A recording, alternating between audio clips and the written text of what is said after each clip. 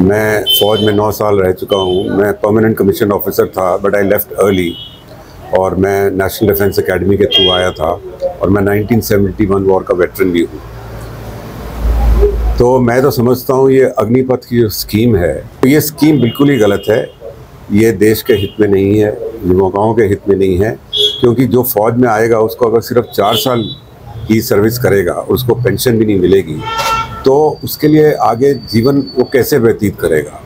और उससे बड़ी बात यह है कि 4 साल में वो क्या सीखेगा कि वो फ्रंट में चाइना या पाकिस्तान के साथ वो लड़ाई भी कर सकेगा। एक जवान को ट्रेन होने के लिए ही जो है कम से कम 10-12 साल लगते हैं, उसको स्पेशलाइज होना पड़ता है। तो 4 साल की जो ट्रेनिंग है वो पर्याप्त नहीं है और उसमें वो उमंग, वो जोश भी नहीं रहेगा, क्योंकि उसको पता है कल मैं प्राणों की आहुति दे देता हूँ तो फिर मेरे परिवार को कौन देखेगा। तो बिल्कुल ही ये गलत है। और ये जो आश्वासन दिया जाता है कि हम इनको पैरामिलिट्री फोर्सेस में लेंगे दूसरी जगह, ये आश्वासन तो जो रेगुलर जवान भी जब रिटायर होते हैं 15 साल के बाद वो पेंशन आ जाते हैं, उनको भी दिया जाते हैं, लेकिन कहाँ ऐसा हो रहा है। तो जब उनके साथ नहीं हो रहा जिन्होंने 15 साल सर्विस करी है, तो अग्निवीर के लिए कौन परवाह करेगा।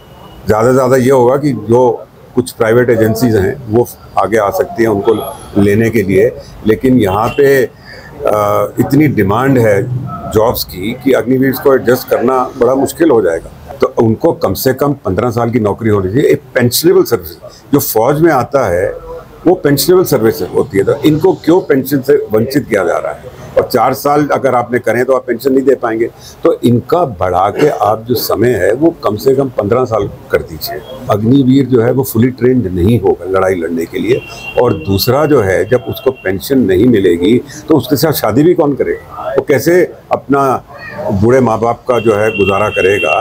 तो बिल्कुल राष्ट्र हित में भी नहीं है, युवाओं के हित में भी नहीं है, देश की सुरक्षा के हित में नहीं है अग्निवीर। और इसलिए कांग्रेस पार्टी ने अपने मैनिफेस्टो में एकदम साफ कर दिया और राहुल जी ने बार बार कहा है जैसे ही हमारी सरकार आती है, और हमारी सरकार आने वाली है इसमें कोई शक नहीं है, हमारी सरकार के आते ही हम ये घोषणा कर देंगे कि हम अग्निपथ स्कीम को रद्द कर रहे हैं।